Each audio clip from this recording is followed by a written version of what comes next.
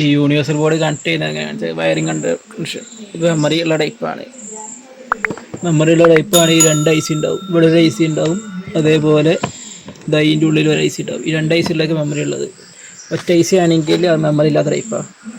ഇപ്പോൾ കറണ്ട് പോയാൽ പിന്നെ വർക്ക് ചെയ്യൂല. പിന്നെ വീണ്ടും വരുമ്പോൾ ഓൺ ചെയ്താൽ മാത്രമേ വർക്ക് ചെയ്യുള്ളൂ. ഇതപ്പോൾ കറണ്ട് പോയാലും വീണ്ടും നിന്നോടത്ത് തന്നെ വീണ്ടും റണ്ണാവും. ഈ 3 വയറ് വരുന്നത് പ്രസ് സ്വിച്ചിൻ്റെ വയറാണ്. ഇതല്ലേ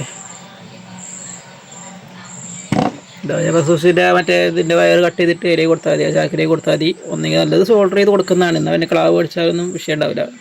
മറ്റേ കുറച്ച് ക്ലാവ് അടിച്ചാൽ പിന്നെ എറർ കാണിക്കും. ഡോസിൻ്റെ എറർ കോണ്ടാക്റ്റ് കട്ടി പിടിച്ചിട്ടുണ്ട്.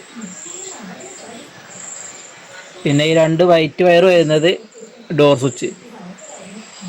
പിന്നെ ഈ 2 വയർ വരുന്നത് ഒന്ന് ഫേസും ഒന്ന് ന്യൂട്രലും.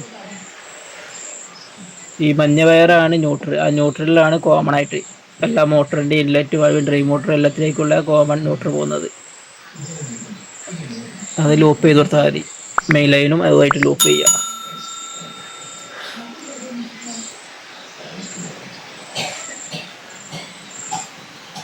പിന്നെ ഈ വയർ വരുന്നത് ഇൻലെറ്റ് വാൽവാണ്. പിന്നെ ഈ ബ്ലാക്ക് വയർ വരുന്നത് ഡ്രെയിൻ മോട്ടറാണ്, വെള്ളം ഒഴിവാക്കുന്നത്. അതേപോലെ ഈ പച്ച വയർ വരുന്നതും ഡ്രെയിൻ മോട്ടറിലേക്കുള്ളൊരു കണക്ഷനാണ്. മറ്റേ ഈ LGക്കൊക്കെ ആണെങ്കിൽ 3 വയർ വരും. ഫസ്റ്റ് സ്റ്റാർട്ടിങ്ങിൽ തന്നെ LGൻ്റെ ഡ്രം റണ്ണാവും. മറ്റേതൊക്കെ സാധാ ഡ്രം ലോക്കായി നിൽക്കലയിൽ. LGൻ്റെ ഡ്രം സ്റ്റാർട്ടിലിങ്ങനെ ഫ്രീ ആയിക്കും. അതിന് വേണ്ടിയിട്ടാണ് ഈ പച്ച വയർ കൊടുക്കുന്നത്. ഫസ്റ്റ് തന്നെ ഓൺ ആക്കിയിട്ട് ഡ്രം ഫ്രീ ആയി കൊടുക്കും, ഡ്രെയിൻ മോട്ടർ വലിച്ചിട്ട്. പിന്നെ ഇത് രണ്ടും മോട്ടറിൻ്റെ വയറാണ്. ഇതിൻ്റെ ഈ മോട്ടറിൽ സ്പിന്നിൻ്റെ വയർ, സ്പിന്നിലേക്ക് കറങ്ങാൻ മാത്രം കൊടുക്കുന്നത് ഇത് നീല വയർ. അത് കറങ്ങുന്ന സൈഡിലേക്ക് നീല വയർ കൊടുക്കുക.